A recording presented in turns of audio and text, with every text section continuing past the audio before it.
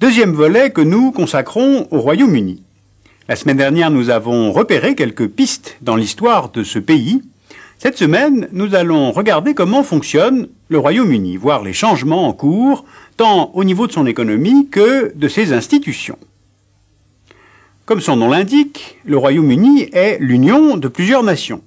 L'Angleterre, le Pays de Galles et l'Écosse, auxquels s'ajoute l'Irlande du Nord. C'est une union qui repose sur une langue commune, l'anglais, une citoyenneté commune, anglais, gallois, écossais, habitants de l'Irlande du Nord sont tous citoyens britanniques, et l'acceptation d'un monarque soumis à un régime parlementaire et d'un État unitaire. De fait, il n'y a strictement rien de fédéral dans le fonctionnement du Royaume-Uni. Alors, unité, grande centralisation, ça ne veut pas dire pour autant totale uniformité. Gallois et Écossais conservent leur culture et leurs traditions. La langue galloise, parlée aujourd'hui par moins de 20% de la population du Pays de Galles, avait obtenu en 1967 le statut de langue nationale à côté de l'anglais. Et même ces trois nations britanniques ont chacune leur équipe de football et de rugby. Depuis Henri VIII, la religion dominante, c'est l'anglicanisme, mais les Écossais sont majoritairement presbytériens, et il y a une communauté catholique entre 8 et 9%. Alors en fait, Écossais et Gallois sont une des composantes du peuple britannique, et ils reconnaissent, au moins implicitement, que l'Angleterre, qui fait 54% du territoire et 83% de la population, eh bien elle est une source de richesse et de rayonnement pour l'ensemble du Royaume-Uni. Or, le gouvernement travailliste, qui est arrivé au pouvoir en 1997, tente de faire évoluer cette organisation des pouvoirs. Il a lancé un processus de décentralisation. Concrètement, à partir de l'an 2000, l'Écosse va se doter d'un parlement à Édimbourg et sera dotée d'une autonomie fiscale, le Pays de Galles d'une assemblée à Cardiff, et Londres va élire un conseil d'élus et un maire qui devrait jouer un rôle politique majeur. Enfin, dans le cadre du processus de paix en Irlande du Nord, une assemblée régionale a été élue en juin 1998. Alors pour un État aussi centralisé que le Royaume-Uni, c'est une véritable révolution dans laquelle certains voient un risque de désunion, voire un risque d'éclatement du royaume. Le Royaume-Uni fait 244 000 km², il a une population de 57 millions d'habitants, c'est-à-dire la population de la France, mais sur un territoire 2 fois plus petit. Et cette zone qui court du sud du Lancashire à travers les Midlands jusqu'à Londres comprend à elle seule la moitié de la population de tout le royaume. Ce pays est très urbanisé, 90% de la population du Royaume-Uni vit dans les villes. Londres regroupe dans son agglomération plus de 7 millions d'habitants, elle est donc la capitale politique, culturelle et économique du pays. Et 5 agglomérations dépassent le million d'habitants. Birmingham, Manchester, Leeds, Liverpool, Glasgow, et ce sont ces villes-là qui ont été à la source de l'industrie britannique et qui sont aujourd'hui en pleine reconversion. Alors pourquoi une telle urbanisation? Eh bien parce que, historiquement, les populations ont plutôt délaissé les montagnes, Pennines, Highlands, Monts Cambriens, assez hostiles, battus par un climat océanique, pour aller logiquement sur les côtes et autour des grands bassins houillers. Et ces grands bassins ont formé les grandes régions industrielles de la Grande-Bretagne. Mais avec la fin de l'industrie charbonnière, le centre de gravité économique du pays s'est lentement déplacé de ces régions charbonnières du nord-ouest vers le sud-est, c'est-à-dire Londres et sa périphérie. Alors arrêtons-nous un moment sur le cas de la ville de Londres. C'est le secteur tertiaire, avec Londres pour centre, qui tire désormais l'économie britannique. Londres est en effet une des 3 premières places financières au monde, la première en Europe. C'est une place bancaire importante, le premier centre de l'assurance. Cela donne une économie dirigée désormais à partir des bureaux de Westminster et de la City.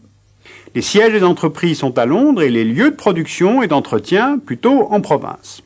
Et donc, on va le comprendre sur la carte, La proximité avec la capitale joue un rôle dans la dynamique économique du pays.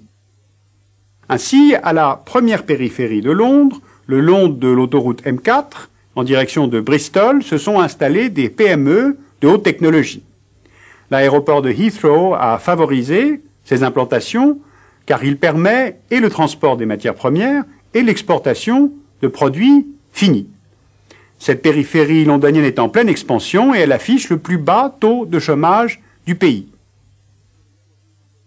Un deuxième cercle autour de Londres avec Bristol, Birmingham et Leicester.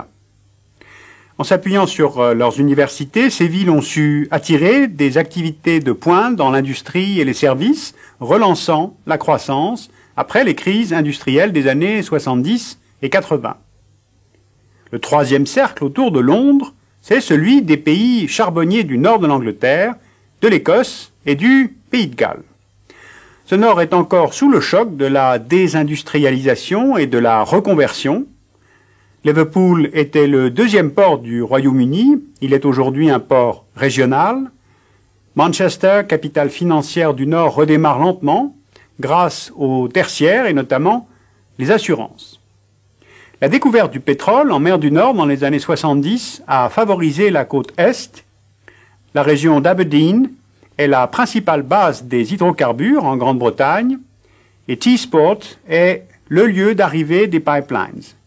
Le pétrole a développé des ensembles littoraux comme dans les estuaires de la Tyne, de la Tees ou de la Humber qui combinent industrie lourde, raffinage, pétrochimie et sidérurgie. Plus au nord et plus à l'ouest, en Écosse et au Pays de Galles, l'informatique et l'électronique ont relancé l'économie dans les régions de Glasgow, d'Édimbourg et de Cardiff. Et là, c'est justement l'éloignement de Londres qui joue en faveur de ces villes, car elles peuvent ainsi former des pôles de développement régional à part entière. Alors, ce troisième cercle est un petit peu emblématique des grandes évolutions économiques qu'a connues la Grande-Bretagne ces 25 dernières années. Et ce que l'on peut conclure sur cette carte, c'est que ce n'est plus au nord-ouest du pays que se situe le moteur de l'économie britannique, mais au sud-est, c'est-à-dire plus près de Londres et plus près de l'Europe continentale. L'Union européenne est aujourd'hui le premier partenaire commercial du Royaume-Uni et une certaine dynamique économique a été renforcée avec l'ouverture du tunnel sous la Manche, même si un tunnel, aussi performant soit-il, ne suffit pas à annuler ni même à réduire une insularité. Le gouvernement Blair est plus pro-européen que les conservateurs qui l'ont précédé. Pour la première fois dans l'histoire de la compagnie aérienne, British Airways a acheté des avions Airbus. On peut noter aussi le rapprochement spectaculaire des bourses de Londres et de Francfort au détriment de Paris, donc au détriment de l'axe franco-allemand. L'économie du pays a repris depuis plusieurs années, la croissance est de 2% par an, l'inflation est maîtrisée, le taux de chômage en baisse, alors quelle a été la recette britannique pour cette reprise? Premièrement, certainement les réformes Thatcher. Dérégulation, libéralisation, privatisation, affaiblissement des syndicats, réformes nécessaires pour certains et pour d'autres, les conséquences en ont été beaucoup trop dures. Deuxièmement, les recettes provenant du pétrole. Troisièmement, les investissements directs étrangers, américains et japonais, profitant de cette dérégulation, d'une fiscalité moindre sur les entreprises et de la flexibilité du marché britannique du travail. Mais cette recette s'accompagne de nombreux aspects négatifs. Beaucoup d'emplois précaires, beaucoup de très bas salaires, une protection sociale trop faible, un gros déficit commercial, un système éducatif et de formation à rénover. Alors ce ne sont là que quelques-uns des défis que le gouvernement travailliste de Tony Blair doit maintenant relever aujourd'hui.